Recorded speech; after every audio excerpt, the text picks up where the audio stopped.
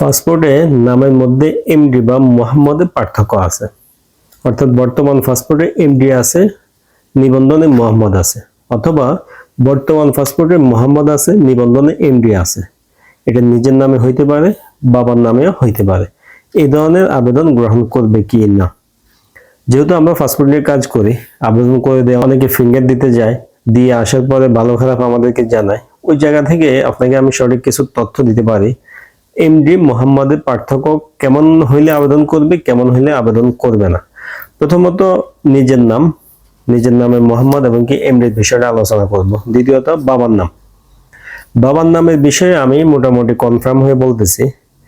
ধরেন আপনার বর্তমান পাসপোর্টে যে পিতার নাম আছে, আপনার বাবার নাম, সেখানে এমডি নাই, কিন্তু আপনার নিবন্ধনে যেটাতে আপনি আবেদন করছেন ওইটাতে এমডি আছে, মোহাম্মদ না, শুধু এমডি। এই ধরনের যদি কাজ হয়, এই ধরনের সমস্যা হয়, আপনার আবেদন গ্রহণ করা হবে, আপনি এই পাসপোর্ট করতে পারবেন, এটা কনফার্ম। কারণ কি এই ধরনের সমস্যা নিয়ে ফিঙ্গার দিয়ে পাসপোর্ট করছে এমন লোক আমরা দেখছি, আমরা পাইছি। কারণ কি আমরা আবেদন করে দেওয়ার পরে সে ফিঙ্গার দিয়ে আসতে পারছে, কোনো সমস্যা হয় নাই। বাবার নামের ক্ষেত্রে কি, আগে পাসপোর্টে এমডি ছিল না, এখন যে নিবন্ধন দিয়ে আবেদন করছে সেখানে এমডি আছে, মোহাম্মদ না কিন্তু এমডি। যদি মোহাম্মদ হয়, হয়তোবা একইভাবে আবেদন গ্রহণ করবে, আপনাকে জিজ্ঞেস করতে পারে যে যেভাবে আছে এভাবে করবেন কিনা। এমডি আর মোহাম্মদ বাবার নামের ক্ষেত্রে এত বেশি সমস্যা হয় না, তারা আবেদন গ্রহণ করে। কিন্তু নিজের নামে যদি হয়, নিজের নামে হইলে অবশ্যই অবশ্যই এটা সমস্যা হবে। কারণ কি মোহাম্মদ এটা কিন্তু একটা নাম, এমডিটা আমরা মোহাম্মদের সংক্ষেপে ব্যবহার করি। এমডিটা সংক্ষেপে ব্যবহার করলে মোহাম্মদটা কিন্তু পুরোপূর্ণ একটা নামই। এখন আপনার পাসপোর্টে আছে মোহাম্মদ রুবেল হোসেন, বর্তমান পাসপোর্টে আছে, কিন্তু নিবন্ধনে মোহাম্মদ নাই, শুধু রুবেল হোসেন আছে। অর্থাৎ একটা নাম পুরো নাই হয়ে গেছে। এরকম যদি হয়, আপনার আবেদন গ্রহণ করা হবে না, আপনাকে বলবে যে এটা ঠিক করে আনতে। অথবা আপনাকে এটাও বলতে পারে অঙ্গীকার নামায় সাইন করতে। অঙ্গীকার নামায় কি, আমি আমার যে নাম আছে নিবন্ধনে, এটা দিয়ে আমি পাসপোর্ট করতে চাই, যদি আমি কোনো সমস্যা পড়ে সৌদি আরব বা আরব কান্ট্রিতে থাকতে গেলে অথবা ট্রাভেল করতে গেলে ইমিগ্রেশনে আমি কোনো সমস্যা পড়ি, এর দ্বারা আমাদের সরকার, আমাদের পাসপোর্ট মন্ত্রণালয় কোনো দায়বদ্ধ না। এ ধরনের অঙ্গীকার নামায় সাইন করার পরে আপনাকে পাসপোর্টটা দিবে। এখন এখানে প্রশ্ন করবেন, ভাই অঙ্গীকার নামা দিয়ে যদি পাসপোর্ট করি আসলে কোনো সমস্যা হবে কি না। আমি আমার জায়গা থেকে সৌদি আরবে দীর্ঘদিন থাকি, বা অনেকে থাকেন, হয়তোবা আমার বিষয়ে আপনারা আমার সাথে আপনারা এগ্রি করবেন। মুহাম্মাদের নামের ক্ষেত্রে কম বেশি হইলে সৌদি আরবে আপনি বেশি একটা সমস্যা পড়বেন না। ধরেন আপনার নাম মোহাম্মদ রুবেল হোসেন, এখন নতুন পাসপোর্টে মোহাম্মদ চা বাদ হয়ে গেছে,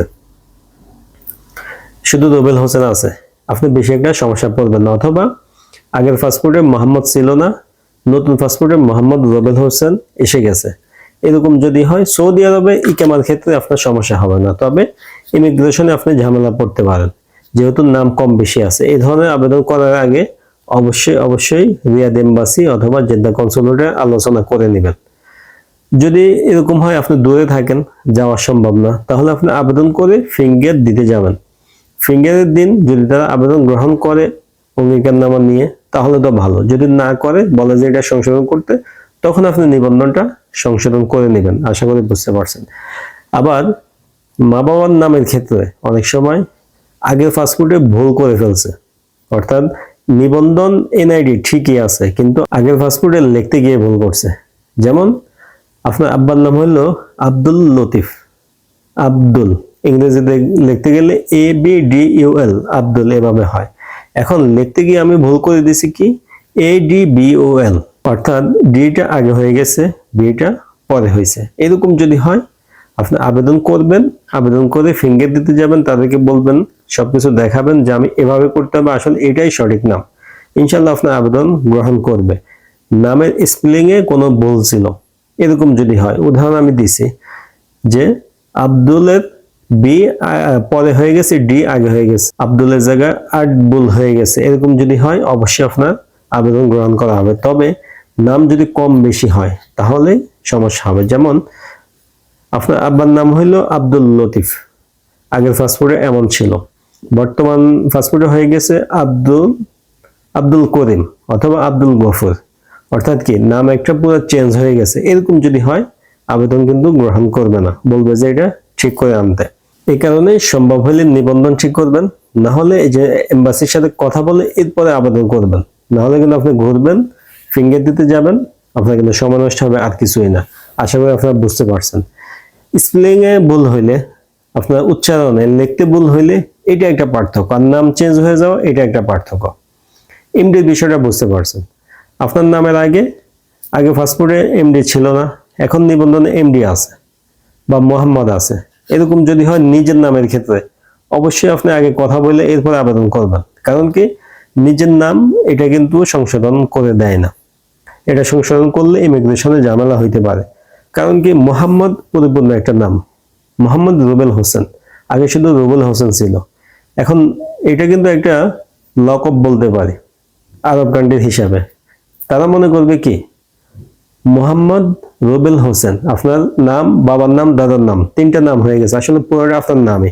এই কারণে এটা কম বেশি হইলে নিজের নামের ক্ষেত্রে আগে কথা বলবেন। আর বাবার নাম হইলে অর্থাৎ পিতার নাম হইলে ইনশাল্লাহ এক্ষেত্রে সমস্যা হবে না, আপনার আবেদন গ্রহণ করবে, যেহেতু আমরা এটা নিজে দেখছি। একইভাবে মায়ের নামের ক্ষেত্রে MSC আগে ছিল না, মোসাম্মদ আগে ছিল না, এখন এসে গেছে, আবেদন করতে পারেন, অথবা আগে ছিল এখন নাই, আবেদন করতে পারেন, সমস্যা নেই। তবে নাম পরিবর্তন হয়ে গেলে হইতে পারে আপনার মায়ের নাম শারমিন আক্তার, আক্তার লিখতে বা শারমিন লিখতে স্পেলিং এ আগে ভুল করছে, আগে পাসপোর্ট MRP-তে ভুল ছিল, এখন নিবন্ধন বা NID-তে ঠিক আছে, আপনি ওইভাবে আবেদন করেন, অঙ্গীকার নামা দিয়ে করলে আপনার কোনো সমস্যা নেই। কিন্তু নাম যদি পরিবর্তন হয়ে যায়, শারমিন আক্তার এখন হয়ে গেছে শারমিন বেগম, তাহলে কিন্তু সমস্যা হওয়ার সম্ভাবনা আছে। অথবা শারমিন খাতুন, অর্থাৎ নাম চেঞ্জ হয়ে গেছে, নাম কম বেশি একদম চেঞ্জ হয়ে গেলে এই বিষয়গুলো আগেভাগে যাচাই করে কথা বলে এরপরে আবেদন করবেন। আর স্পেলিং এ কোনো ভুল হইলে আবেদন করতে পারেন, ইনশাল্লাহ সমস্যা নেই। আশা করি এই বিষয়টা আপনারা বুঝতে পারছেন। তো পাসপোর্ট নিয়ে আপনাদের আরো যাদের প্রশ্ন আছে কমেন্ট করতে পারেন, অথবা ফেসবুকে মেসেজ করতে পারেন, ইনশাল্লাহ যতটুকু সম্ভব আপনাদেরকে রিপ্লাই দেওয়ার চেষ্টা করব। ভিডিওটি শেয়ার করবেন, ভিডিও ভালো লাগলে লাইক দিয়ে দিবেন। এই ধরনের ভিডিও আরো পাওয়ার জন্য চ্যানেলে সাবস্ক্রাইব করে রাখবেন। দেখা হবে নতুন ভিডিওতে, আজকে এই পর্যন্ত, আল্লাহ হাফেজ।